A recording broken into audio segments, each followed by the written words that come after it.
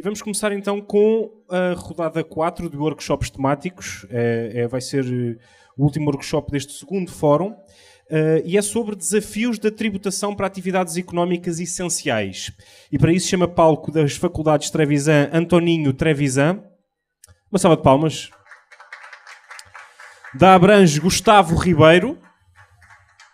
Professor da USPI Leno Torres.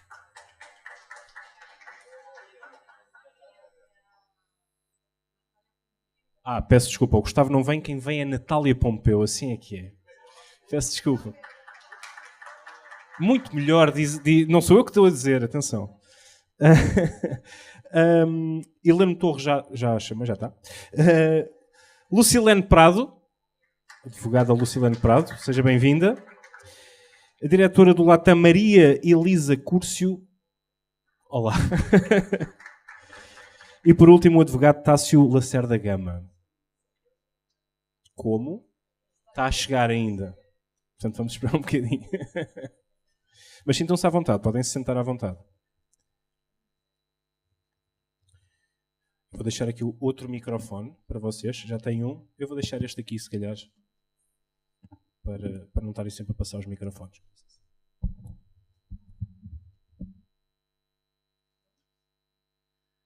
Boa tarde a todos e a todas. Primeiro, agradecer a presença de todos, agradecer a presença dos nossos palestrantes. E na pessoa do professor José Roberto Afonso, é uma honra, um prazer mediar esse painel. É um painel com pessoas inspiradoras, muitos debates, muitas informações para serem compartilhadas. E a dinâmica que a gente pensou para o painel agora, então, uma apresentação, uma breve abertura de cada um dos palestrantes, e aí depois a gente passa para as rodadas de perguntas. Fazer as apresentações. Então, ao meu lado, a doutora Lucilene Prado, advogada, tributarista, direito econômico, industrial e muitas outras, governança. O professor Heleno Torres, famoso, dispensa apresentações também. A Natália Pompeu, diretora da Abrange, Associação Brasileira dos Planos de Saúde. Antoninho Trevisan, obrigada também pela presença. São especialistas, advogados, economistas e, acima de tudo, pessoas que, ao longo desse ano, têm dividido conosco, dentro dos setores, algumas discussões relevantes, não só sobre o impacto da reforma tributária, mas também dos avanços e dos debates regulatórios que o Congresso Nacional, que as agências reguladoras, que o ambiente em si do Brasil tem trazido como desafios e oportunidades para os setores produtivos. E a ideia hoje, então, é que a gente possa trazer um pouco desses desafios e oportunidades para esse ambiente de debate, de uma forma livre, de uma forma técnica, mas que possa também trazer uma análise crítica importante e que a gente possa sair daqui com mais dúvidas e mais temas para continuar num outro dia, num outro debate, conversas produtivas. Passar para a Lucilene a palavra, então. Boa tarde a todos. Obrigada, Maria Elisa. Agradeço a oportunidade de estar aqui, agradeço ao amigo Zé Roberto Afonso, de tantos anos. E eu, dentro da perspectiva de uma tributação setorial e os impactos, eu quero trazer aqui um pouco os aspectos da logística, né? Por muitos anos estive ligada à indústria e a logística é fator absolutamente crucial para a eficiência da organização de oferta e demanda, né? E aí, numa primeira perspectiva, porque é logística também, eu quero trazer aqui um pouco o que a nossa lei de IVA, né, o IBS e TBS trouxeram, quando criou o chamado regime específico, né? Porque, na minha opinião, o regime específico ele não tem ali um objetivo de dar incentivos, de desonerar, não é aquela lógica velha, antiga, que a gente carrega do ICM, do ICMS, de incentivar setores ou atividades. Regime específico que ficou para o setor logístico, aqui, no caso, aviação, transporte, para o setor de construção, para o setor financeiro, né?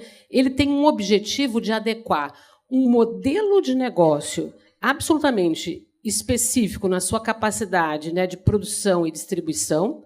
A aviação tem um ciclo longo, né, para produzir uma aeronave, um ciclo de consumo ainda muito maior, a exemplo da construção civil, né, empreendimentos imobiliários. Então, são regimes que têm não é uma produção, uma oferta e uma demanda, como é de comprar um celular, uma garrafa de água, seja o que for. Então, a nossa legislação e o nosso legislador se preocupou em adequar, do ponto de vista econômico, né, este modelo de produção, né, da logística, no caso da aviação, a um regime de tributação e dizer, sim, é possível tributar o IVA. Me lembro de muita gente na construção civil dizendo construção civil tem que ficar fora, incorporação imobiliária tem que ficar fora, isso não é adequado ao IVA. É mentira, é possível, e aí criou-se o regime específico.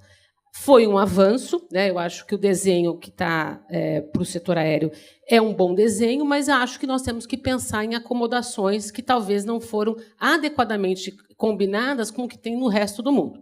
Então, quando a gente olha, por exemplo, o próprio tamanho da carga, né? Quando a gente fala, vou ter um redutor de alíquota de 40%, e quando eu aplico esse redutor, ainda que seja por uma alíquota de 26,5%, que assim espero que seja, né? Apesar de algumas dúvidas que será, e a gente compara com as alíquotas da União Europeia, por exemplo, ela é uma carga maior.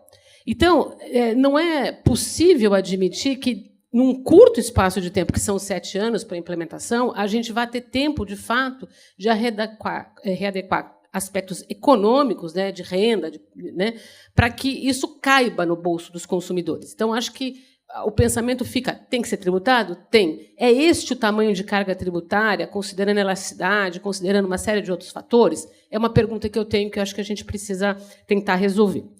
Um outro aspecto, ainda do transporte aéreo, é o tema das passagens internacionais, né? O mundo não tributa, né? A gente fizemos aqui várias pesquisas, o setor fez várias pesquisas, né? E a gente não encontrou países que tributam. E a gente encontrou um modelo, né, de tributar com uma redução de 50%, se tiver o bilhete ida e volta emitido, ou seja, um nível altíssimo de complexidade, de conformidade, uma exigência de muita conformidade, e, ao mesmo tempo, um custo, né, que, na minha opinião, pode muito mais inibir o que a gente quer construir como turismo no Brasil do que ajudar, né? Os números que eu tenho mais recentes, de 2024, fazendo até um trabalho para o setor de turismo na época da reforma, em 2023, é que, em 2024, o Brasil recebeu 6,5 milhões de turistas. Eu vivo cá em Portugal já há alguns anos, e aqui Portugal recebe 30 milhões. Então, não me parece que é por um caminho de onerar, né, o transporte aéreo que a gente vai conseguir fomentar uma indústria muito importante para o Brasil, que é a indústria do turismo. Quando a gente olha também outros aspectos do setor de transportes, né, dentro do chamado regime específico, me trouxe um pouco de angústia e tristeza quando a gente foi ver que o modelo de transporte ferroviário e hidroviário metropolitano, urbano, semiurbano, que é muito importante para o Brasil resolver o problema do transporte de massa, né? Nós temos um problema seríssimo nos grandes centros. São Paulo é uma cidade com um problema seríssimo, né? E que conseguimos, sim, uma desoneração, então, ou seja, uma redução de alíquota de 100%, com uma alíquota, portanto, zero, né? Então, não vai ter essa incidência. Porém, o único caso da nossa legislação de IVA que impede o crédito. Então, o que eu estou desonerando, né? Se, na medida que eu desonero o faturamento, né, a venda do bilhete de ferroviário, eu não mantenho o direito aos créditos, né? Toda aquela tributação para produzir o serviço virou resíduo, virou uma tributação oculta e vai onerar o preço. Então, e foi o único caso do nosso modelo de IVA, de IBS e CBS, que não permitiu o direito de crédito. Então, quando a gente são correções, eu vi aqui hoje pela manhã, né, que de pensar numa comissão nos próximos 7 anos da implementação para fazer ajustes. Eu acho que aqui a gente tem 2 ajustes para serem pensados. Esse do transporte ferroviário, metroviário, urbano, muito importante quando a gente fala de desoneração e que leve uma efetiva redução de preço e que traga, de fato, neutralidade, eficiência. Não existe neutralidade em IVA se a gente não permite os créditos do consumo anterior. Então, são os 2 pontos que eu queria deixar aqui marcado. Maria Elisa, muito obrigada. Obrigada. Lucilene, maravilhosa. Sempre a gente trabalhou juntas no passado no setor de cosméticos e ela é sempre eficiente, cumpriu os 5 minutos direitinho. Muito bom, obrigada. Passar para o Trevisan, se você puder fazer para a gente, então, esses 5 minutos de resumo sobre os impactos na educação. Ok, muito obrigado. Então, aqui nesse belíssimo fórum, sobretudo muito divertido, né? E nesse último painel, esse recente painel, eu estava provocando aqui, como contador que eu sou, não sou economista, sou contador, né? O Subirá, Adriano Subirá, da Receita Federal. Ah, lá, o Adriano está lá, né? A história da tributação no Brasil, ela carrega algumas manias perversas, inclusive, para cima do contribuinte. Até tempos recentes, o contribuinte era o grande inimigo da Receita Federal. Com o tempo, isso foi melhorando, né? E uma dessas questões diz respeito aos créditos tributários, né? Da natureza do tributador, né? Não querer devolver seu rico dinheirinho, né? Isso é um passado recente, né, Adriano? Muito duro. E hoje, aqui com esta reforma, ela é baseada, assim, na confiança. É uma reforma fabulosa, né? A reforma do consumo, onde o split pagamentos, né? Ele entra dentro de um contexto que é ajustar diretamente àquele que deixou de receber o que devia, pagou a mais, tem o direito ao crédito, fazê-lo de forma automática, né? Assim como, e aí eu já entro aqui no nosso tema, é possível que a gente possa hoje, com o avanço da tecnologia, identificar atividades essenciais, não estabelecendo alíquotas gerais, não é, para determinados setores, mas também tratando num formato de crédito do tipo do split pagamento, que eu acho que é mais seguro, é mais rápido e mais eficiente, não é? Mas tem um mais, tem uma cultura, a cultura do não pagamento, que ela é centenária dentro do sistema de tributação, de fiscalização no Brasil, né? Lembrando, e quero sempre lembrar, de que, já dizia Machado de Assis, que antes de se mudarem os tributos, que se mudem os costumes. Acho isso um ponto fundamental para o nosso debate, né?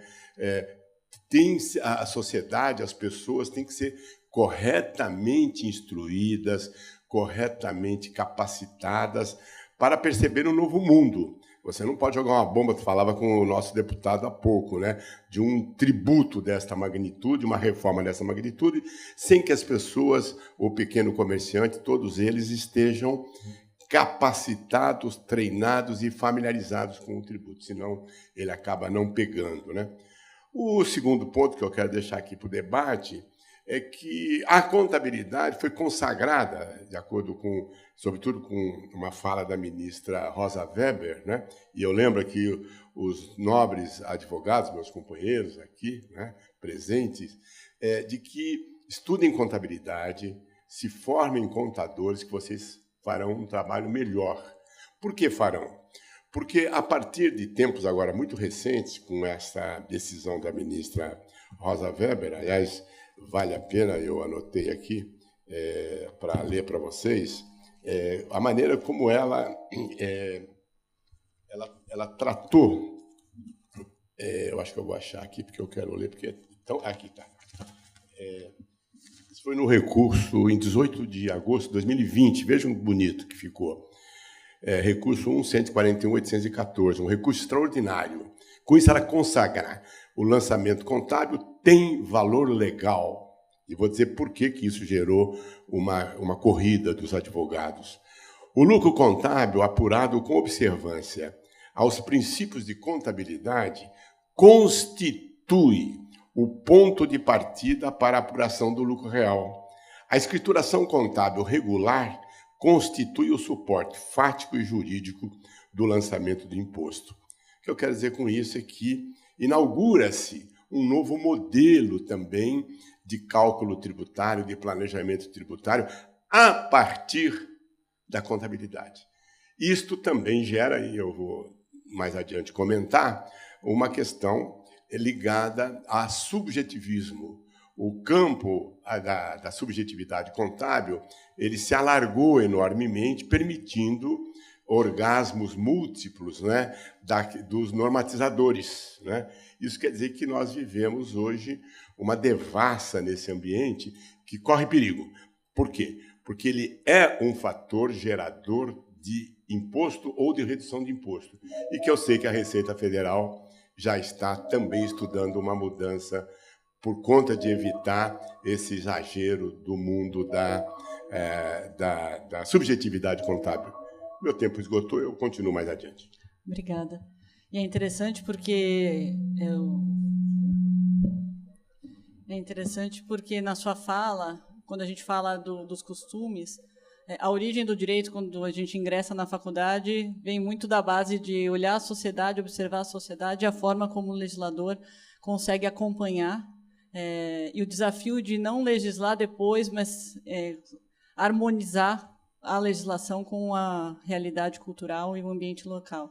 Então, bastante coisa aqui para a gente comentar depois. Interessante, a gente passa de logística com a Lucilene, contigo sobre questão dos costumes. Passar para os planos de saúde, então. Boa tarde a todos. Agradeço aqui o convite, em nome do professor José Roberto, por esse espaço destinado aqui a falar um pouco da saúde, o quão ela é essencial e, ao mesmo tempo, o quão ela é desconhecida.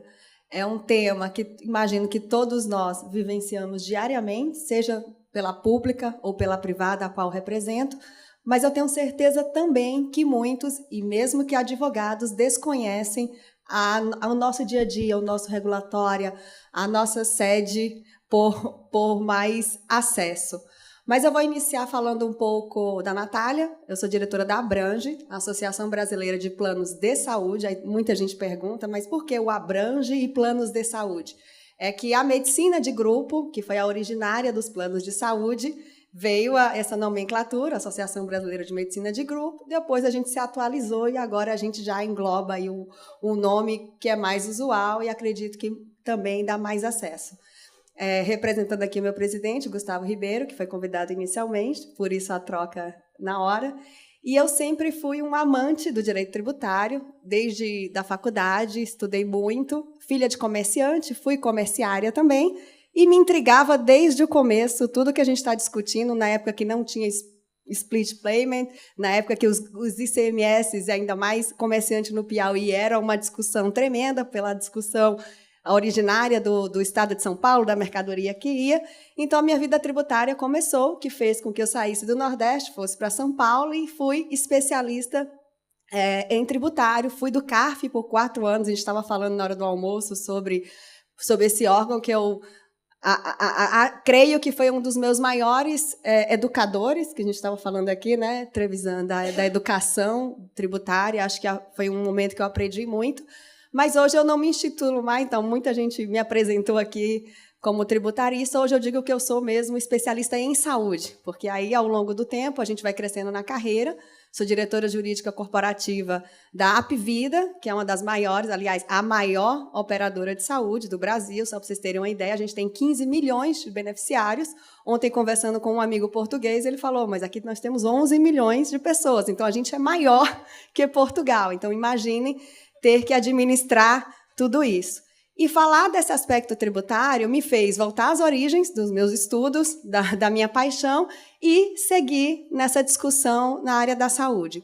Só para a gente ter uma ideia, a associação que eu represento, nós somos mais de 600 operadoras, né, que a gente chama aqui Seguro Saúde no Brasil. A nossa associação representa aí uns 20%, nós temos 146.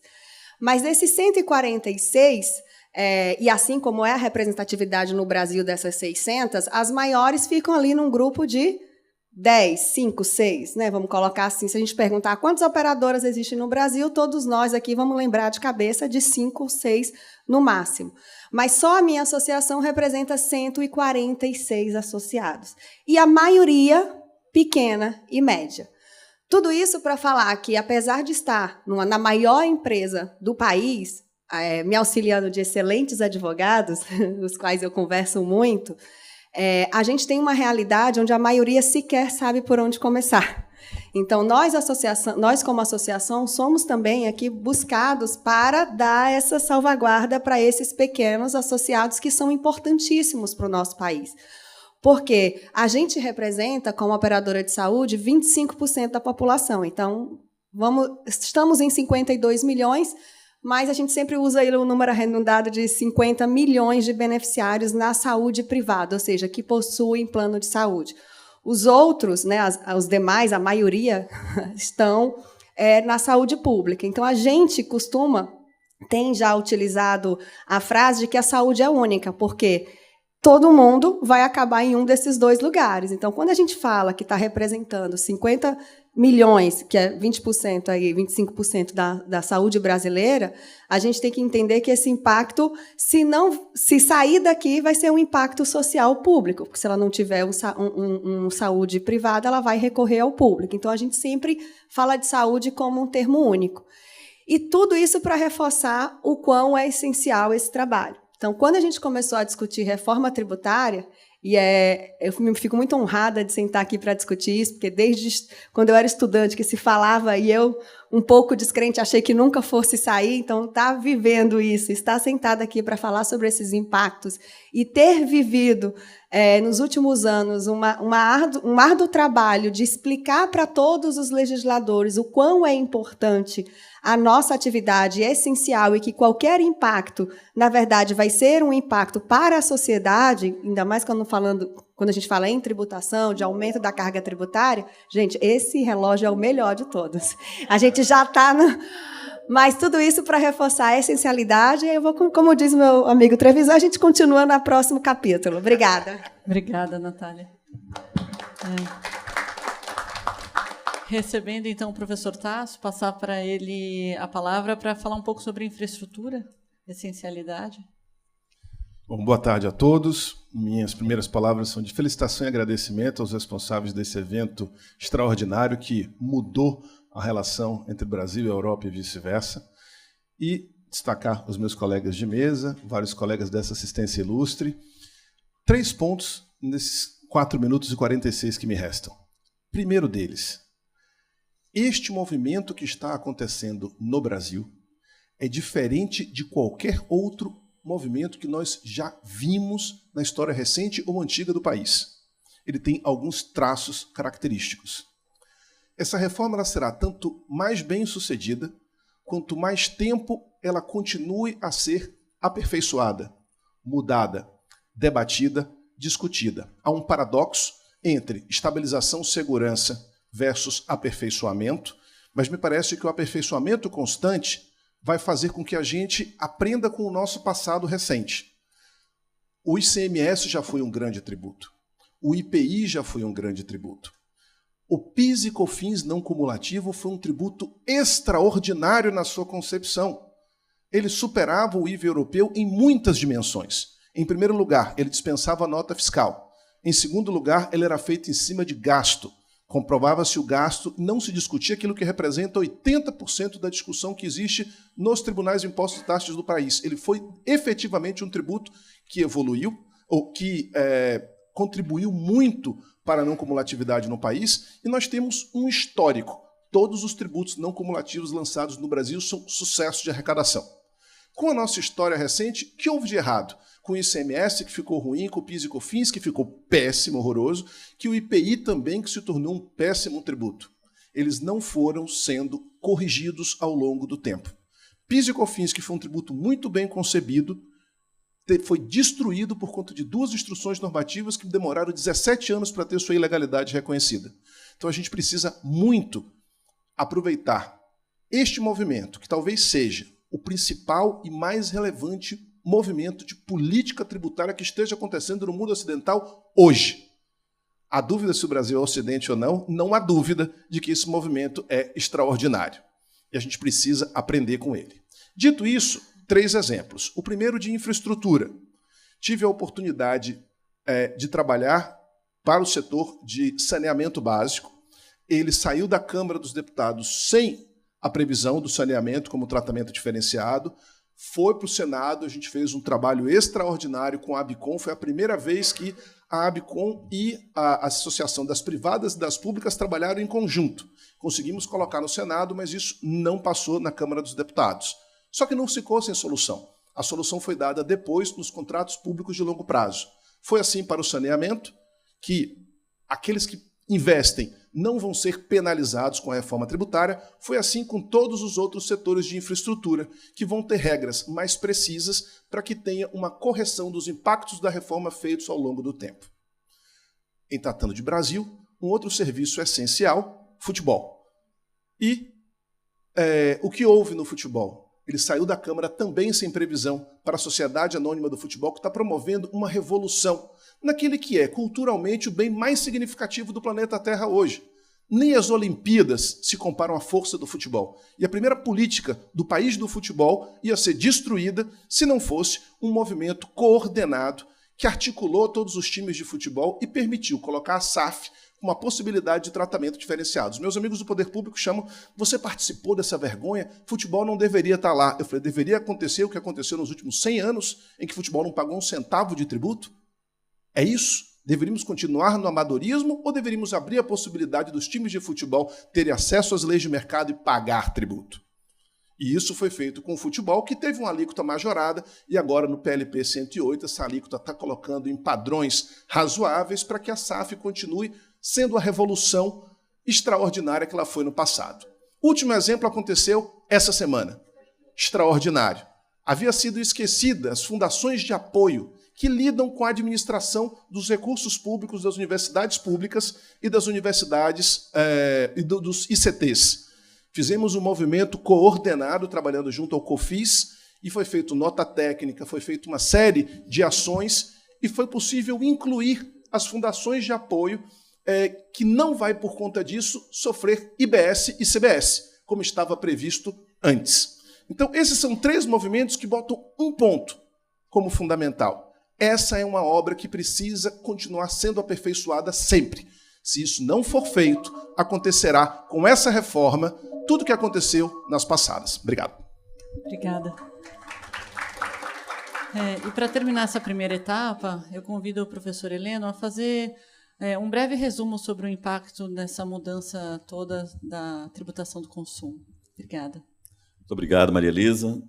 Queria saudar a todos os presentes, dizer que é uma satisfação muito grande estar aqui nesse fórum, agradecer o convite honroso que me foi formulado pelo meu querido José Roberto Afonso, e destacar, como fizeram meus colegas aqui desse painel magnífico, que eu celebro. Tenho aqui amigos queridos aqui que estamos sempre nos grandes debates, né, Tony, da tributação. E, de fato, estamos a olhar muito para a reforma tributária, mas a vida continua, né? A vida continua, é a vida presente. Há um sistema tributário que está em curso, há um processo de transição que nos espera a partir do ano que vem, e teremos, sim, a partir de 2027, a entrada em vigor do imposto seletivo, a mudança efetiva do IPI, que vai sofrer uma severa alteração para justamente se acomodar ao tratamento tributário da Zona Franca de Manaus, e nós teremos a cobrança da CBS, Contribuição de Bens e Serviços. Então, 2027 está logo ali, 26, de fato, vai ser o marco do início dessa transição, que nós esperamos que seja uma transição muito importante para experimentar aqueles aspectos que disse agora o professor Tasso, que já comentamos aqui, com relação a todos os elementos da estrutura do novo tributo. Mas uma coisa que talvez seja o mais importante, Maria Elisa, sem dúvida nenhuma, é essa preocupação de olhar agora uma constituição tributária, que sempre foi o forte da discussão hermenêutica da tributação, a partir de uma constituição financeira. Não se interpreta mais as normas tributárias como antes. Agora nós estamos vendo a influência das normas de direito financeiro sobre a própria aplicação dos tributos. Quando nós vamos ver a presença dos fundos de compensação dos benefícios fiscais e a necessidade de examinar ali os fatores econômicos relativos a cada um dos segmentos que estarão submetidos a esse regime do Fundo de Compensação de Benefícios Fiscais, nós percebemos, então, ali claramente uma presença muito forte do direito financeiro. Então, é lógico que esse é um primeiro ponto essencial. Daqui para frente, e não é só no Brasil, isso é um fenômeno mundial, nós estamos vendo que a força da relação entre despesa pública e receita pública, ela alterou sensivelmente o modo de interpretar e aplicar os tributos. Olhando para os setores da economia, os setores essenciais, nós temos aí também transformações severas. A interpretação, por exemplo, da decisão do Supremo Tribunal Federal com relação à energia elétrica, combustíveis, telecomunicações e transportes públicos é um movimento muito importante ao destacar que a seletividade deve ser definida pela essencialidade e esses serviços específicos não podem ter um tratamento superior à alíquota geral do tributo. Por que esse movimento é importante? Esse movimento é importante porque ele define um marco de compreensão de quais são efetivamente serviços que são essenciais e que, lógico, tem que ter um tratamento coerente. Pois bem, nós teremos, a partir da reforma tributária, uma série de movimentos que modificam essa estrutura. Não é? E outros serviços, como saneamento, por exemplo, que não está nessa regra, mas que não está por quê? Porque antes nunca foi tributado, eram serviços geralmente públicos, então eles não estavam sequer reconhecidos com alíquotas diferenciadas. A partir de agora, com a tributação acrescidos, além de IBS, CBS, também as repercussões decorrentes do seletivo, que vão se aplicar, digamos, a fatores que são custos de operação e etc., é lógico que esses setores serão fortemente impactados. Setor de transporte aéreo, vejam, nós tínhamos um debate aberto no Congresso Nacional, em uma discussão muito franca, sobre a colocação da aviação civil numa alíquota reduzida de 60%. No final, venceu a alíquota reduzida apenas para a aviação regional. O que é aviação regional? O que é a aviação regional? A aviação regional, para os tratados internacionais, é a aviação regional de céu aberto na América Latina. Entre sair de Rio Branco a Lima, a distância não se compara à de Campinas a Caruaru. E aí, vamos dizer que regional é este e o outro, que era o de Lima a Rio Branco, não é regional, né?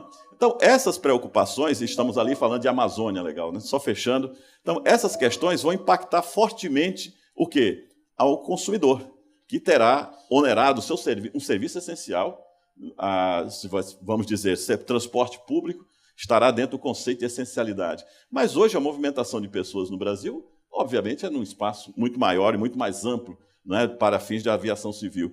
E uma passagem aérea que hoje não é tributada por ICMS, por decisão do Supremo Tribunal Federal, que não incide PIS/COFINS sobre uma série de coisas, de repente terá um aumento de carga tributária muito grande e a sociedade talvez não esteja ainda preparada para isso. A economia brasileira não está preparada, talvez, para esses severos impactos de aumentos sobre serviços essenciais. Então, essa é uma questão fundamental do momento presente.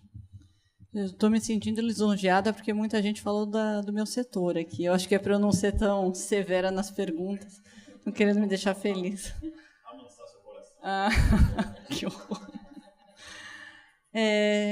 Tentando conectar um pouco, então, do que foi apresentado nessa primeira rodada, Lucilene, se você pudesse tecer comentários sobre essa mudança. A reforma tributária ela traz uma mudança conceitual importante sobre de onde vem a cobrança do tributo. Como que você enxerga a forma como a indústria, como os centros de distribuição, como a sistemática toda foi organizada nos últimos anos, nos últimos 100 anos dentro da nossa política industrial, política de desenvolvimento? O que você prevê de mudanças futuras no curto, médio prazo dentro dessa nova organização do pensamento e dos costumes, como o Trevisan colocou? Bom, eu acho que esse é um ponto crucial. Nós que trabalhamos muitos anos na indústria, tivemos aqui, muitas decisões erráticas foram tomadas na indústria. Eu costumo dizer que qual é a lógica de você produzir um sapato, para quem conhece o Brasil, né, na Paraíba e vender no shopping Guatemi, né? Mas é isso que acontece. No final do dia, é isso que acontece com custos de transação dessa ineficiência alocativa gigante. Só que isto foi formado os incentivos fiscais há mais de 40 anos, e eu tenho um parque industrial, eu tenho um parque de distribuição, e eu tenho principalmente um parque logístico, porque muito se fala da indústria, dos CDs, mas pouco se fala do parque logístico. Eu tenho uma frota hoje no Brasil de 2.400.000 veículos, do qual 1,5 milhão são veículos de longa distância. E tem sentido, porque se eu vou produzir lá e trazer grandes volumes para o Centro-Sul, eu preciso de veículos de longa distância. Eu financiei o sistema de transporte dessa forma, as transportadoras fizeram o seu CAPEX dessa forma, e agora, a partir de 2033, eu vou ter a curta distância, porque não é crível imaginar que eu não vou continuar deixando fábricas longe de onde está o consumo, já que o imposto vai ser devido para o consumo, acabou os incentivos da origem. E como que eu repactuo, dentro dos meus planos de investimento e de negócios, né, uma reformulação de frota? São o que eu chamo de pontos cegos da reforma. A reforma tem inúmeros pontos cegos econômicos, financeiros, claro que jurídicos também, nós temos que olhar, eu também sou advogada, a gente tem que olhar para isso, mas tem questões urgentes, severas, que a gente tem que tomar decisões no curto e médio prazo, né? Outro ponto é a própria questão do real estate, que foi formado no país afora, centros de distribuição, fábricas, né? Que foram construídos, que estão dentro dos fundos de investimento imobiliário, né? Que estão aí gerando rendimentos, né? E que agora a tendência é que você realoque o real estate para onde está mais próximo do consumo. A gente que vive mais perto de São Paulo, sabe que o metro quadrado já quase dobrou de valor, né, depois que a reforma foi aprovada, né? Porque eu vou querer estar mais próximo. Então, eu acho que do ponto de vista da indústria, do ponto de vista da logística, né, e considerando que 13%, né, do custo de produzir no Brasil é logístico, e desse 7% é custo de transporte, eu acho que fica aqui uma grande interrogação para saber como que a gente replaneja. Nós temos aí um deserto para atravessar, que eu falo que são 7 anos pela frente até chegar a 2033, com decisões muito importantes para serem tomadas, né? E com dificuldade de tomar essas decisões, porque eu não posso simplesmente desalocar um modelo que eu tenho e realocar no dia seguinte. Então, acho que o pensamento que fica em logística é exatamente esse. Como que a gente vai rever investimento de frota, como que a gente vai realocar todo o investimento que foi feito hoje, e também como que vai ficar o real estate, né, galpões, indústrias, nos próximos 7 anos, como esses preços se acomodam, como esses retornos de investimento, especialmente dos fundos de investimento imobiliário, vão se acomodar. Acho que esse é o pensamento que eu deixo. Maria Elisa. Obrigada. Conectando um pouco, então, Trevisan, o mundo vem mudando, a inteligência artificial participando cada vez mais do nosso dia a dia. Você vê uma conexão direta entre o que tem sido proposto, o que foi proposto na reforma, essa regulamentação que vem, conectando também com o que o Tássio colocou sobre a adaptação do que vem para frente. Como a inteligência artificial vai fazer parte dessa dinâmica? Então, Maria Elisa, é curioso essa questão do avanço do mundo, a questão da inteligência artificial parece levar a que as atividades, as profissões se tornariam menos necessárias na sua atividade do dia a dia, né? Uma vez que muitas delas, sobretudo na minha área, em auditoria, em contabilidade, parece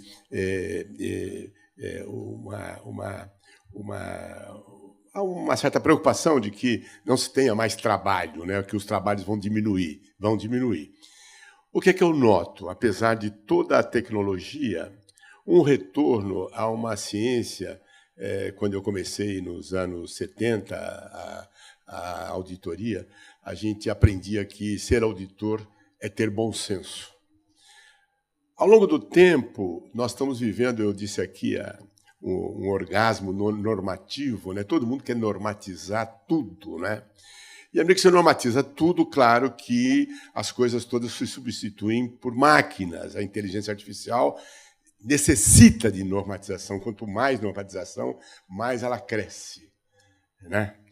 E o que eu noto é a volta do ceticismo.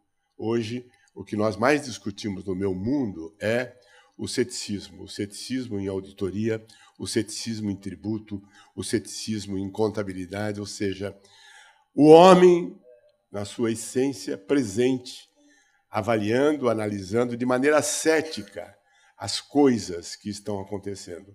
Eu sou cético em, por exemplo, ter uma alíquota privilegiada para um setor por conta de que pessoas de baixa renda usam aquele ambiente. Mas também os de alta renda também usam e acabam se usufruindo desse benefício e criando mais uma injustiça social. Então, a tecnologia vem e consegue identificar exatamente aquele que precisa do apoio, da ajuda, o split pagamentos, como a gente acabou de falar.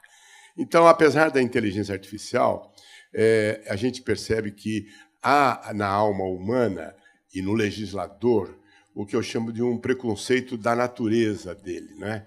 Conto aqui um breve relato de quando lá ia levar o caso de o Sindicato das Empresas de Toucador e Higiene, não é? Era um caso do batom, um caso singelo, em que o batom, nos anos 80, era super tributado pelo IPI. Produzimos no meu escritório um enorme estudo mostrando que quem utiliza batom é a classe C, D, E, na sua maioria. 95% do batom vendido no Brasil é consumido pela classe C, D e E.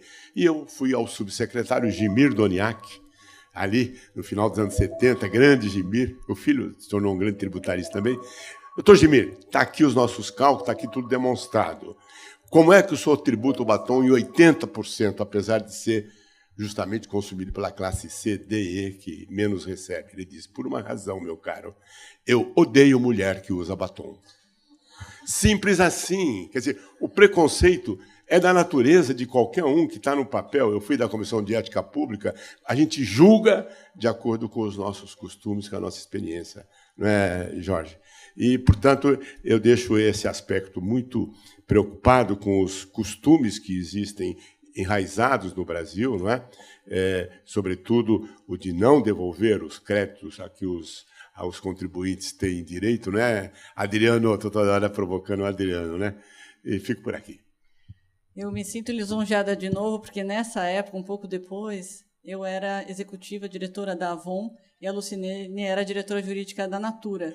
E a gente usou o seu estudo para discutir, não sei se o doutor Paulo Ricardo está aqui, mas a gente levou o seu estudo para a Receita Federal, com a ABPEC, a Associação da Indústria de Higiene Pessoal, Perfumaria e Cosméticos, para falar da essencialidade do uso do batom, protetor solar, mas era o seu estudo que deu base a essa discussão. E é curiosa essa história, porque a gente fez a mesma coisa, você falou das SAFs, não é? Também no futebol, né? Esse mesmo secretário, ele era uma graça, e eu adorava ir lá discutir com ele a questão da bola de futebol. Imagine você, Eduardo, a bola de futebol, Zé Roberto, era um dos itens mais tributados do IPI.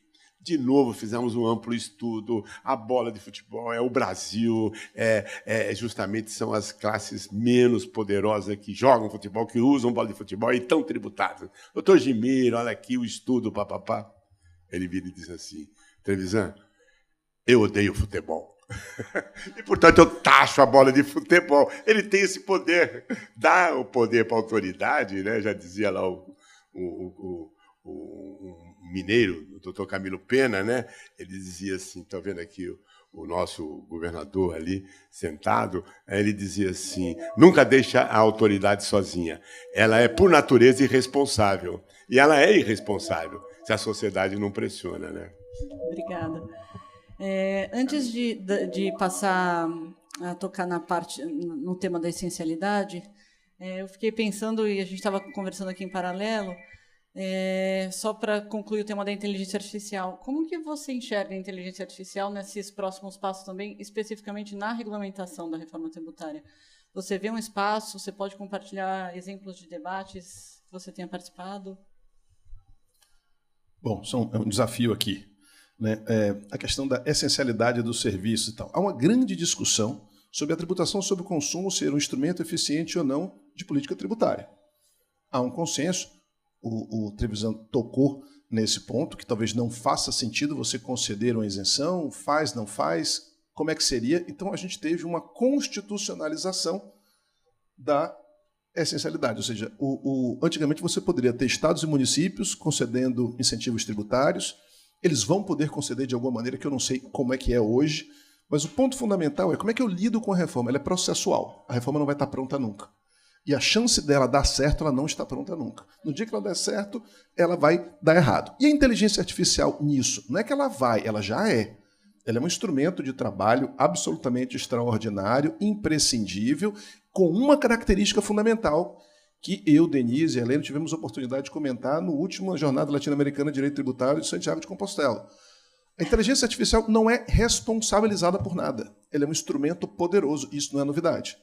O presidente do STJ, ano passado, decidiu 400 mil casos. É óbvio que não foi a cabeça dele que pensou. Nós temos uma herança iluminista de achar que a nossa racionalidade é responsável por grande coisa. Já não é. A diferença é que deixou de ser uma extra-racionalidade, uma racionalidade expandida de pessoas, e passando a ser uma racionalidade expandida de máquina. Um ponto fundamental. Máquina é melhor do que gente em tudo. Tudo que ela conseguiu se aperfeiçoar, a máquina é melhor que gente. Não é que tem uma fronteira humana, a gente tem uma questão subjetiva de isso aqui, o humano nunca vai ser superado. Já foi em tudo, tá, pessoal? E o que não foi, está para ser. E não tem problema. A existência do Waze não faz com que o motorista de carro continue sendo relevante. Entendeu? A inteligência artificial é um Waze potencializado para muita coisa. Por enquanto, com o sistema que a gente tem no Brasil, os responsáveis continuam a ser pessoas. Nós temos maior capacidade de produção, entendeu? Dentro dessa medida, vai ser muito importante. Por quê? Porque aumentou a complexidade. Como diz Heleno, não faz sentido eu ser um especialista em um tributo sobre consumo se eu não entendo também o fundo de compensação, e fundo de compensação não é mais tributário. Então, os temas da contemporaneidade são temas mais complexos. E a advocacia que não evoluiu para essa complexidade ficou para trás e se tornou irrelevante. Por que ela se tornou irrelevante? Porque ela está falando ao vento. Da mesma forma que falou ao vento, a advocacia, que diante de problemas contemporâneos, ficou falando de princípio da presunção de inocência. É a mesma coisa do advogado que ficou falando do princípio do federalismo. Ah, vou falar de federalismo, irrelevante. Não participou do debate. Falou e não foi ouvido. Então, para ser ouvido numa sociedade contemporânea, tem que ter pluralidade argumentativa. Quem vai ao seu auxiliar vai ser não, já é a inteligência artificial. Então, esse seria o ponto. Ela já é um instrumento muito relevante. Antes que toque o... Já devolvo a palavra aqui. Bom, pode comentar. Primeiro dizer que você está muito coração gelado. Ouvir que nós não somos melhor em nada do que a máquina, eu já fiquei desconfortável. Mas no mundo da essencialidade, que a gente viu aqui que o futebol é essencial, o batom é essencial, tivemos que ter um trabalho árduo para mostrar que a saúde era essencial. Porque eu acho que um grande ponto dessa reforma é que todos os setores tinham uma premissa de não quererem aumentar a sua carga tributária, né? Então, todos os setores trabalharam muito, e aí, na linha desse aspecto econômico que foi colocado, a gente precisou mostrar a cada setor como funciona, o que depende, qual a consequência, para que pudéssemos, pelo menos, sair ali na estaca zero de não ter a sua carga tributária. E nesse mundo da essencialidade, a gente precisou usar termos do próprio assistencial. A gente saiu da urgência para a emergência. Então, nós da saúde somos o essencial do essencial, porque o impacto é óbvio, é acesso à vida, é um bem que é constitucionalmente previsto e tem toda aquela dicotomia de público e privado. Vai impactar a sociedade inegavelmente. E um ponto que a Lucilene trouxe também, que fez bastante fundamento em nossa pesquisa, é que o IVA em muitos países, creio que aqui também, é isento, né? Então, a gente estava lutando por uma redução, por uma mitigação dessa carga tributária, e a gente fez estudos internacionais que, na verdade, são até isentos, que é um ponto que você colocou. Essa questão da inteligência artificial, contribuindo um pouquinho, a gente está falando muito em 7 anos, né? 7 anos, que todos nós vivemos uma época que a lei, entre aspas, demorava a pegar, né? Então, a gente tinha uma lei, ou ela já tinha sido pega, e a gente só tinha uma lei para regular algo que já era costumeiro utilizado. Só que 7 anos, nesse mundo de hoje, a gente vai ver tanta coisa que essa reforma agora vai ter que ser reformada. A gente estava conversando, via o relator da inteligência artificial do Brasil, com o Sam Altman, que é um dos fundadores da OpenAI, e a gente fez uma pergunta simples: o que você vê daqui a 5 anos? Ele virou para a gente e falou: 5? Mas 5 anos na saúde com inteligência artificial a gente não consegue mais prever. Consigo te falar em 2, 3 no máximo. Então, a gente está falando de uma reforma tributária que vai impactar daqui a 7 anos, que a gente tem a inteligência artificial que vai nos mudar em 2, 3. E no mundo da saúde, é um investimento alto que a gente faz agora, que precisa aí de toda essa questão econômica envolvida, que a consequência, né, esse impacto financeiro, vai ser ao longo do tempo. Então, acho que um grande ponto, um avanço para a gente obter o regime próprio, diferenciado, que a saúde obteve depois de tanto trabalho, foi focando muito nesse acesso, nessa volatilidade, em tudo que vai acontecer e tudo que vai ser impactado. E acabou que vai tocar. A gente agora está assim. Obrigada. Professor, e o que a gente pode elogiar na reforma tributária? Eu acho, primeiro, retomando aqui o que Lucilene falou, creio que é essencial entender um aspecto muito positivo da reforma. A reforma tributária não é uma reforma só de impostos, é uma reforma do federalismo e é uma reforma da economia brasileira. Com relação ao federalismo, creio eu que essa já está em curso, né? Ela já está em curso. Nós temos aí uma transformação com esse impacto de origem e destino, o princípio que vai permitir uma integração entre as administrações tributárias também já é uma realidade, de tal modo que eu acho que isso é muito positivo. Segundo, diz respeito à economia, né? É preciso assumir um compromisso absoluto com a devolução de créditos tributários. Tem um caso de um contribuinte que eles, no início do ano, a Receita Federal parou de tomar as decisões sobre as devoluções de crédito por conta da greve. E, na volta, ele consulta, então, a autoridade sobre os créditos que ele precisava receber para compensação, e a resposta da Receita Federal por ouvidoria foi: só iremos apreciar esses pedidos a partir do primeiro semestre de 2026.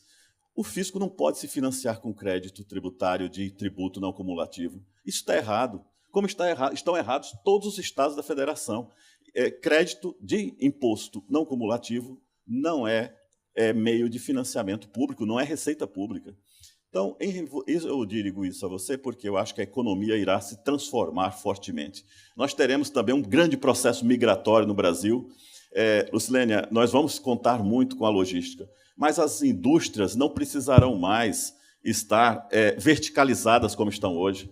Então, a Gerdau ou a Avon poderá ter centros de produção mais próximas dos clientes, sem problemas de transferência de mercadorias entre estabelecimentos, porque tudo isso vai tomar crédito e vai gerar crédito por split ou por outros métodos. Então, isso é que eu me coloco numa posição de que eu não posso ter medo da reforma tributária. Agora, isso também não me tira o dever de crítica, o dever de olhar com seriedade para problemas de afetação à isonomia, questões críticas hoje, né, ainda preocupações do momento, mas que já estão começando a ser resolvidas. O PLP 108 trouxe uma série de mudanças sobre a Lei Complementar 214, já correções que estão sendo feitas. Então, nós faremos essas correções progressivamente. Eu também acho que isso é normal, isso é do processo. Eu não tenho medo de mudanças e acho que o que os tributaristas têm que ter hoje é um olhar crítico o suficiente para que essa reforma tributária, quando for implementada, ela traga essas soluções. E um outro ponto que eu acho que também é essencial é aquele da integração do seletivo à economia, né?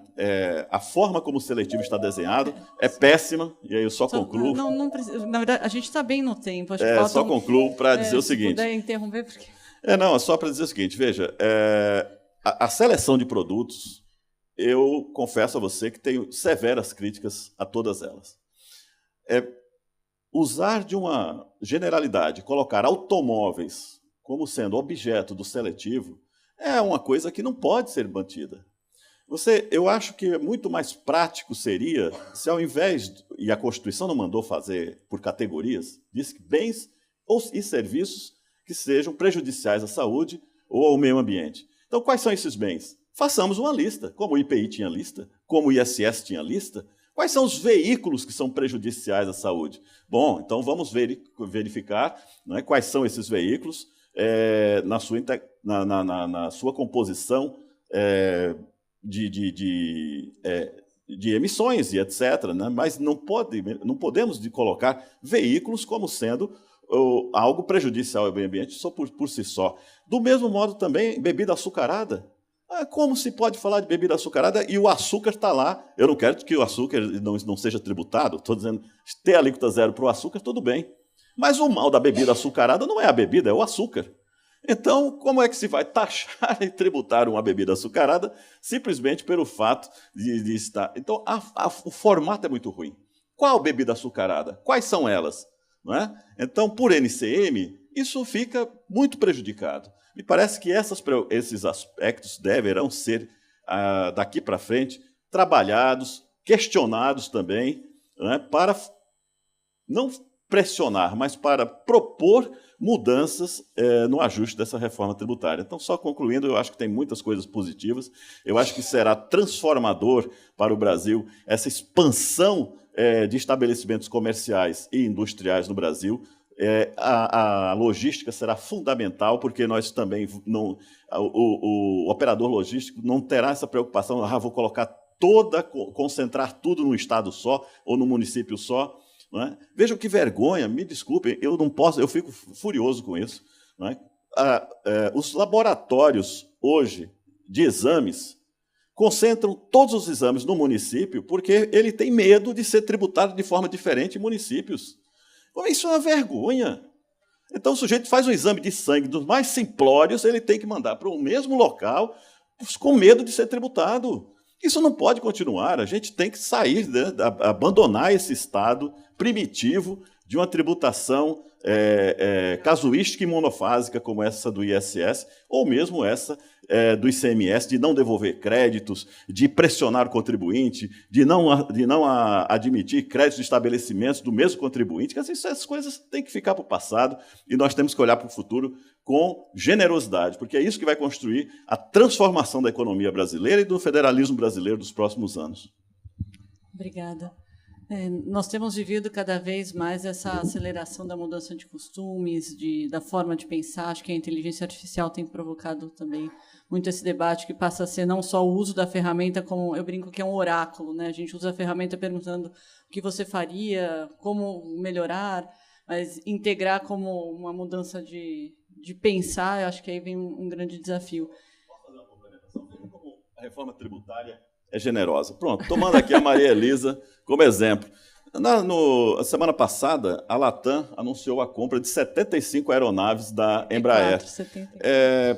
O setor aéreo, assim, quando uma companhia compra aviões, ela precisa treinar pilotos para esses aviões e ter centro de manutenção para esse tipo de avião, que eles não têm, porque usam de outras companhias.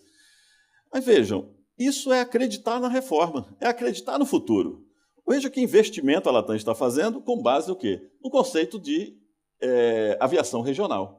Então, essas transformações vão começar a acontecer. Os contratos serão modificados. Os contratos que hoje olham para a origem, agora vão ter que olhar para uma tributação no destino. A logística que estava sendo feita de outra forma vai mudar. Então, os contratos todos, Trevisan, estarão mudando daqui para frente. E os negócios de médio e longo prazo, veja, o investimento de avião, você não compra avião para ontem, você compra avião para fazer uma escala de médio e longo prazo. E a empresa acreditar nisso nos evidencia reflexo de uma norma tributária, que é essa de impulsionar a aviação regional de um modo diferenciado. E acho que aqui a gente não tinha combinado de falar nada da aviação, mas acho que fica um ponto importante de olhar que as empresas, que os cidadãos não desistiram do nosso país. Assim, a gente continua acreditando muito forte no desenvolvimento, no crescimento, e olhando para o futuro, como o senhor disse, a gente tem aeronaves negociadas até daqui 10, 15 anos, São investimentos que olham para o nosso país e para a nossa região com potencialidade de crescimento e, consequentemente, acreditando nessas reformas. Lucilene, acho que queria fazer um comentário. Eu queria só fazer um comentário na sua linha, Helene, que assim, a reforma ela coloca uma nova ordem de pensar também, não só na economia, mas na municipalidade. Eu falo aqui mais da municipalidade porque é onde está mais próximo o cidadão. Outro dia, um jornalista me consultava porque uma certa empresa, num certo município do interior de São Paulo, aliás, um município, São Carlos, né, até um município muito bom, preocupadíssimo porque a fábrica da Volkswagen está lá, vai sair, não vai sair. A gente sempre com esse pensamento, o município quer atrair empresas. Agora não, o município tem que atrair cidadãos. E quanto melhor o município usar o dinheiro do recurso para fazer boa escola, boa saúde pública, né, bom transporte, segurança, lazer, bons parques, ele vai atrair mais pessoas. Se ele vai atrair mais pessoas, por óbvio, ele vai atrair mais arrecadação. A gente muda a lógica, inclusive, o sistema tributário tem o poder de mudar a lógica de responsabilidade do gestor público. Hoje, eu estou preocupado em atrair indústrias e não necessariamente as indústrias que foram atraídas para muitos municípios, em decorrência até dos incentivos de ICMS, não necessariamente trouxeram um bem-estar social melhor para aqueles municípios. Conhecemos muitos municípios brasileiros com muitas fábricas, mas com altos índices de problemas de segurança, com IDH baixo. Então, era essa a melhor lógica? Talvez não fosse. Então, eu acho que agora há uma grande oportunidade de remodelar a gestão pública, de fato, para o cidadão. É só para fazer essa ponderação do complemento do que uma reforma significa. Obrigada. Passando, então, para as considerações finais, começo contigo. Bom, a minha hipótese de trabalho nesses minutos de conversa aqui foi: a reforma tributária é processual. Ela tende a não acabar, ela vai passar por contra-reformas e ela vai ser aperfeiçoada ao longo do tempo. Essa é, me parece, a grande medida para que não aconteça com ela o que aconteceu com tributos que já foram bons no passado e, graças à falta de ajustes ao longo do tempo, eles se tornaram tributos ruins. A Natália fez um comentário muito instigante, porque eu fui contratado por vocês para trabalhar nisso, e meu ponto fundamental é: se a nossa discussão for essencialidade, a gente não consegue nada. No D0, existia uma pressão muito grande para que não houvesse nenhuma exceção na PEC 45. E qual foi o nosso argumento? Em primeiro lugar, há uma determinação constitucional para que exista um tratamento, mas isso não seria suficiente. Quando eu falei isso, houve gente que foi na TV dizendo que plano de saúde era coisa de rico. Então não tinha que ter tratamento nenhum e com aquele aumento de preço aí que não deveria ter mesmo. Pelo contrário, vocês deviam te pagar até mais. Mas o nosso argumento foi construído de que maneira, você se lembra bem? O SUS perdeu 14 milhões de pessoas. Se houver um aumento, existe muito plano de saúde onde 5, 10, 15 reais a mais pode fazer com que mais 10, 15 milhões deixem de ter plano de saúde e vão para onde? Para o SUS. Então, perder vidas de planos privados significa abarrotar o Estado. É vitória de pirro. Querem isso? Segundo lugar, outro argumento importante. Esse argumento foi construído da seguinte forma: a alíquota efetiva da tributação de planos de saúde era 1%. Ela seria elevada a 12%. Assim não tem graça. 12% é muito baixo. Só que nós vivemos um mundo onde todas as empresas presumidas vão precisar apurar débito e crédito, e isso foi simplificação. O que a gente aprendeu? Existem narrativas que pegam e narrativas que não pegam. Então, 12% é a narrativa que não pega, mas um aumento de 1.200% sobre o plano de saúde, o Congresso está disposto a arcar com isso? Então, veja, não foi a essencialidade. Foram argumentos mais complexos, testados, dentro de um princípio fundamental. Temos que aprender sempre. Testou, acertou, repete. Errou, corrige. O que não se pode é deixar de aprender. Acho que tem que ser esse o princípio da reforma. E aí, professor, fica uma pergunta. O senhor disse, acertou, errou. Quem decide quem acertou e errou? Nós, o Poder Judiciário, os sujeitos competentes que interagem dentro do sistema. O que não se pode é uma postura passiva de que o sistema está pronto e que eu não posso fazer nada, afinal de contas eles quiseram. Não, existe como participar. Como? A gente tem que aprender muito como essa reforma foi feita. Essa reforma foi um sucesso. Não Em termos técnicos, em muitos pontos, por exemplo, o deslocamento da massa de pagamento da indústria, que é uma coisa boa, mas 100% para o serviço, que me parece uma coisa ruim, entendeu? É algo a ser criticado. A Helena trouxe uma série de exemplos, a Lucilene trouxe uma série de exemplos. A gente vai ter uma transformação, talvez, com o potencial de um plano real. Acho que essa reforma pode ter o potencial de um plano real para a economia brasileira. Tá? Mas eu acho que é aprender sempre e todo mundo julgando. E trazendo o quê? Os setores. Então abrange, por exemplo, isso aqui vai ficar ruim para mim. Deixa eu primeiro ver se vai. Quais são os números? A partir desses números eu construo argumentações mais complexas. Impactou, conseguiu tudo que queria. Por que não ficou, eu sou essencial? Apenas. Além de essencial, eu sou mais A, B, C, D, E. Obrigada. Lucilene, nessa fase final do debate, eu sei que você tem estudado bastante, veio aqui para a Europa, tem estudado, participado de muitos seminários, cursos. O que você pode trazer para a gente de comentários de avanços e um debate crítico mesmo de como continuar essa jornada da transformação que o professor Tarso colocou? Eu vou pegar a linha do Tarso para dizer o seguinte, que nós, depois de 40 anos, conseguimos um avanço que eu, particularmente, na minha idade, já não esperava mais ver. Mas consegui, felizmente, ver o professor Trevisan, conseguimos ver aqui também. Agora, eu acho que as coisas vão mudar, o mundo vai mudar, a economia está se transformando. Outro dia eu participei de um evento de inteligência artificial que dizia que a cada 7 meses, o potencial da IA generativa quase que quadriplica em relação à base anterior. Então, ou seja, que em 3 anos a gente vai ter um outro universo tecnológico que a gente não conhece hoje, na linha do que a nossa colega aqui falou. Então, eu acho que a economia vai mudar. Temos 7 anos para fazer uma transição muito longa, na minha opinião, mas foi possível dentro do binômio necessidade e possibilidade. Agora, eu acho que a gente não pode se afastar dos bons fundamentos de um IVA, que eu acho que é o que a Europa prega, enfim, o que a gente tem olhado, que é neutralidade, o imposto no destino, a melhor e a maior uniformização de alíquotas. Nós vamos ter 8 alíquotas no final do dia, nosso IVA vai ter 8. Aqui nós temos 3 em Portugal. Já é um desafio com 8 alíquotas. Então, eu acho que nós temos que ser capazes de ler as mudanças do mundo, mas se fixar em pontos que não podem ser alterados, porque senão o ICM, que um dia supostamente nasceu melhor lá nos anos 60, se transformou para ficar ruim, com subvenção tributária, com tudo que a gente conhece. É não se afastar dos bons fundamentos, né? É isso que molda um bom IVA e que pode levar a gente para frente, tanto na transição, quanto durante a transição, acompanhar tudo que está sendo discutido no mundo para a melhoria do próprio IVA. Eu acho que é isso. Obrigada. Trevisan. Que nós falamos da indústria aeronáutica, eu estava aqui me lembrando e reportando como é que essas aeronaves elas são contabilizadas, né? E que, ao longo do tempo, o subjetivismo ele levou a que, ao invés de você comprar a aeronave, alguém, um ideólogo, né, que essa semana o presidente do FED fez uma observação curiosa sobre isso, né?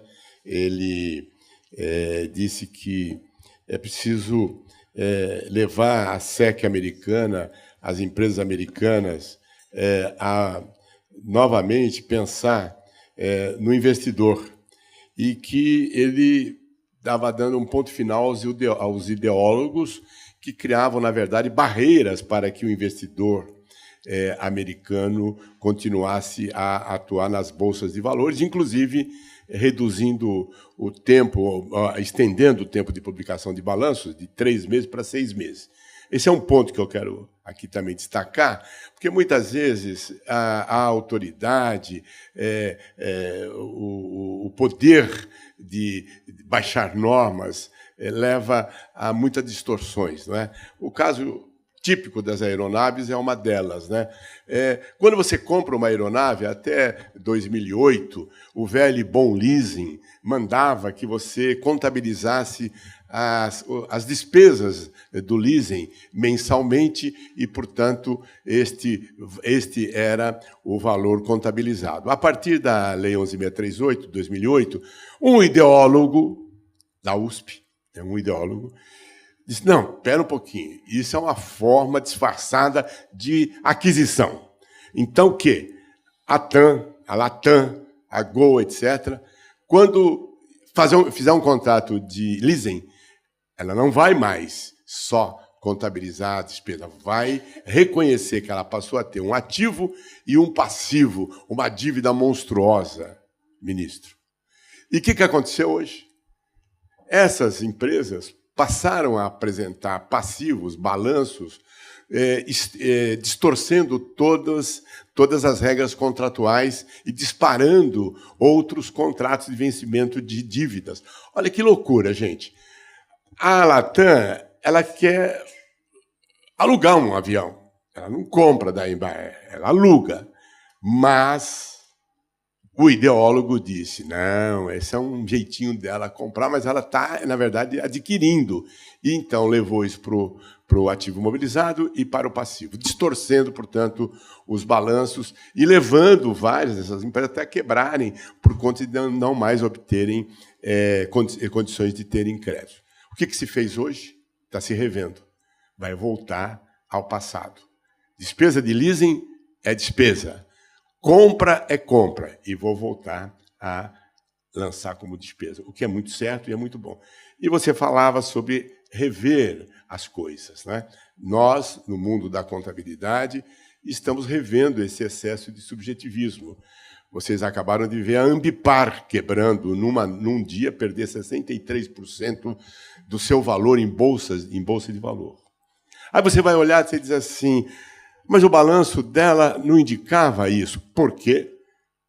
E aí que eu volto ao assunto aqui do ceticismo. O nosso querido diretor da Polícia Federal certamente usa o ceticismo para ir atrás do PCC e de outros e tal. Né? Por quê, gente? A inteligência artificial, no caso da auditoria, ela não esgotou a capacidade de verificar o bem-estar ou o mal-estar de uma empresa. O julgamento pessoal do auditor, o ceticismo, a hora que ele olha e vê que a persiana está torta e o lucro é grande, tem coisa errada aí, como diz um amigo meu. Algo tem aí, se eles não estão nem cuidando mais da persiana. Então, o caso Ambipar, o caso Americanas, leva a gente a refletir na reforma tributária. Olhar o outro, como diz Fernando Pessoa, como ele verdadeiramente é, e não como eu, a autoridade tributária, gostaria que fosse.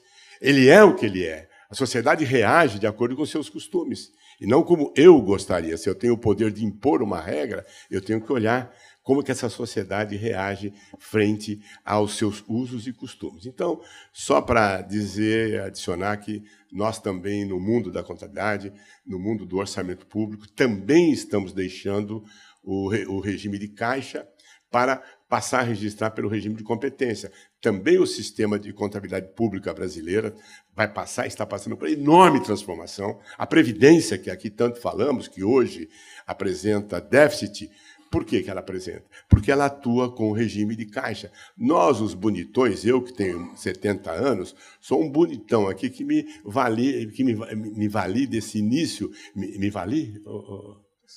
Dá certo, né? Desse fato de ser um entrante nesse sistema. E os meus filhos, meus netos, vão carregar um fardo. Sabe por quê, gente? Porque nós não fizemos como a Neozelândia fez, de instalar o regime de competência. Ao instalar o regime de competência, entrou alguém no sistema de previdência, imediatamente eu já contabilizo o passivo correspondente à demanda que ele fará no futuro, e aí a sociedade não gastará sabendo que tem um compromisso. Então, eu acho que nós estamos avançando, e o Brasil está avançando maravilhosamente, seja na reforma tributária, seja na reforma orçamentária, e seja na reforma contábil. Né? Eu estou muito feliz aqui de ver que isso está acontecendo. Obrigada. Natália? Para as minhas considerações finais, eu vou colocar aqui 3 pontos. A gente já começou a explicar, que foi toda essa luta pela mitigação, pelo regime próprio da saúde, que o Tássio aí também já me ajudou nessa luta. Um outro, que eu acho que tem muita ligação, inclusive, com o painel anterior. No início da discussão também, houve-se a tentativa de não permitir acreditação aos contratantes de planos de saúde. Então, as empresas, né, não poderiam se creditar dos valores pagos aos planos de saúde dos empregados. O impacto, de imediato, a gente também já falou que seria um total desestímulo. Mas aí, só para vocês terem ideia em números, quando aquele número que eu falei da quantidade, né, que nós somos em planos de saúde, 83% está na mão das empresas. Né? Nós, segurados, em sua grande maioria, estamos nas mãos desses empregadores. Cliente corporativo. Isso. Inclusive, no painel passado, quando algum dos palestrantes falavam sobre não se tem um estímulo, as pessoas não querem mais ter um emprego, né, só trabalho, a gente estava discutindo sobre pejotização, é engraçado que hoje plano de saúde é uma das primeiras perguntas que se fazem no momento da contratação do seletista, que era a discussão no painel passado. Então, plano de saúde é considerado um estímulo ao emprego. Na acreditação, a gente também foi uma luta para demonstrar o quão impacto teria e o quão seria desestimulante as empresas se não pudessem se acreditar, e foi uma luta também com muitos números, impactos sociais, e não só simplesmente, que não é simples, mostrando a essencialidade. Um outro ponto, para terminar os três, né? Então, o meu segundo ponto seria muito voltado ao que o professor falou, a segurança jurídica. A gente, e eu sou diretora de uma empresa de capital aberto, é muito difícil, eu acho que todos nós já lidamos com isso, quando o investidor faz algum tipo de investimento, considerando uma regra existente, e a gente, no ano seguinte, tem que dizer, então, mudou. Mas como mudou? Pois é, mudou. E é um total desestímulo. Então, acho que toda essa questão da compra do avião, do estímulo, essa segurança tem que existir para que mais investimentos existam, e também na minha área da saúde. E um terceiro ponto, que é um ponto de preocupação, até porque a gente também está no famoso 7 anos de experiência, que a gente vai aprender muito, é que não tenhamos um aumento da judicialização. Nós já somos um setor bastante judicializado, o setor da saúde. Quando junta saúde e tributação, só faltou, então, o trabalhista para estarmos aqui no top 3. Então, juntando esses dois, é um grande receio que nós temos, esse aumento, porque muita coisa ainda está por vir. Listas também entrarão no nosso setor. A gente vai ter aí muito materiais médicos que vão entrar em listas. Então, fica ainda muita coisa para a gente estudar, para se discutir, e o receio é a judicialização de tudo isso. Então, acho que eram essas considerações. Agradeço. Obrigada, mediadora, obrigada a todos os meus colegas, e uma boa tarde. Obrigada. Professor, eu gosto sempre de desafiar o senhor. Então. Não, vamos em frente. Até para que a gente possa sair daqui com um clima positivo de pessoas que acreditam muito no nosso país. Aqui dentro desse grupo, alguns participantes eu considero amigos, onde a gente tem a abertura de conversar sobre desafios, sobre oportunidades. E eu vejo que todos nós aqui somos cidadãos que acreditam muito no nosso país e que acreditam que a gente tem uma promessa de sempre não ser o país do futuro, mas o país do presente, e a gente consegue visualizar isso no nosso dia a dia, nos nossos debates. Então, se o senhor pudesse concluir com uma mensagem positiva sobre esse ambiente todo, os desafios que vêm daqui para frente nesse ambiente financeiro, tributário, econômico. Eu sou muito confiante, eu tenho dito a todos que acredito nessa reforma tributária, o que não me tira o papel de crítica em nenhum momento. Porém, o processo de reforma não se limita apenas à tributação do consumo. Ela tem que alcançar também a tributação da renda. E eu, se posso dizer, de uma crítica a essa questão da reforma da renda, é que essa reforma está sendo feita aos retalhos e não na sua estrutura completa, né? O modelo correto de uma reforma, terminada a reforma do consumo, agora é hora de nós enfrentarmos a reforma da tributação da renda de pessoa jurídica e de pessoa física. Eu, pessoalmente, não tenho nada contra a discussão que está sendo feita no Congresso, mas eu acho errado a criação de uma tributação sobre dividendos sem uma reforma da apuração de base de cálculo, sem uma reforma do conceito de receita, sem uma reforma da questão sobre competência e caixa mais apurado. Ou seja, nós teríamos que eu lembro que tinha alguém do FMI ontem. O FMI, por exemplo, hoje utiliza uma discussão sobre 4 tipos de reforma da base de cálculo do imposto de renda. Pelo menos. 4 são as principais possibilidades, sugerindo aos países nas suas reformas de tributação da renda. Isso sequer entra no debate aqui nacional. Então, nós precisamos marcar um encontro com a tributação, a reforma da tributação da renda completa. Mas temos muitas virtudes. A primeira e grande virtude é a capacidade de diálogo que a Receita Federal do Brasil tem tido com os setores econômicos.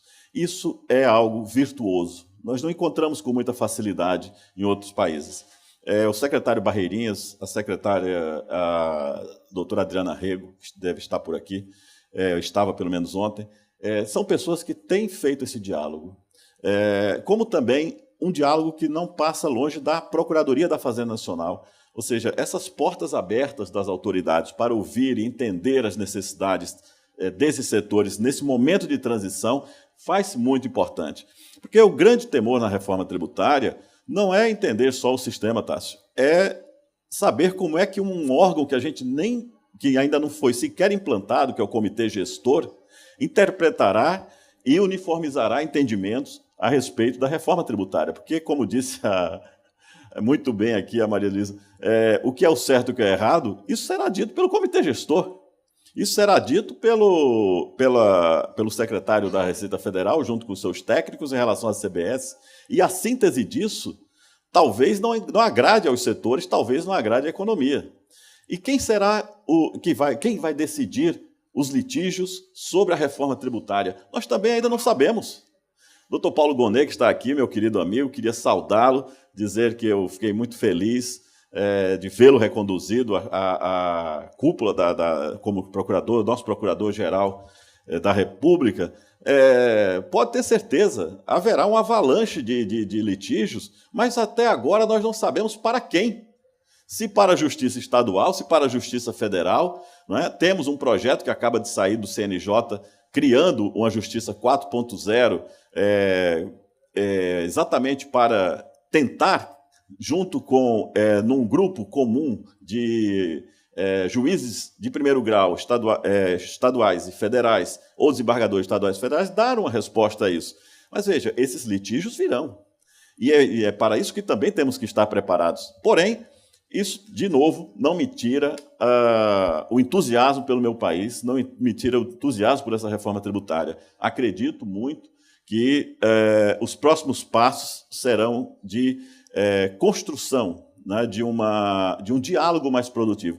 Enquanto mais diálogo houver com a Receita Federal, com o Comitê Gestor e com as autoridades, tanto melhor será essa reforma tributária. Dou o exemplo das transações tributárias, o diálogo que tem sido feito com as procuradorias, com a Receita Federal, tem permitido a institucionalidade de uma forma de solução de conflitos da maior importância para o nosso país. Saúdo também o nosso querido ministro Gilmar Mendes e destaco isso, porque sem diálogo nós não conseguiremos avançar. Essas dificuldades hermenêuticas elas surgirão. E, por fim, eu não posso deixar de enfatizar a importância das obrigações acessórias, a mudança transformadora que essas obrigações acessórias eletrônicas gerarão na economia brasileira. Então, se nós tivermos um único documento fiscal, que seja o único para a Receita Federal, que seja o único para os estados, isso facilitará enormemente a vida dos contribuintes. Isso reduzirá litígios, facilitará o fluxo de créditos para que, enfim, as empresas não fiquem com problemas de caixa. E tudo isso, creio eu, será transformador da economia e também do federalismo brasileiro. Obrigada. Gostaria de agradecer a participação dos nossos colegas aqui, agradecer a participação da plateia, agradecer ao professor o privilégio de fazer a mediação desse painel e, garantindo o compromisso com a nossa pontualidade da aviação, eu entrego o painel no horário previsto. Obrigada.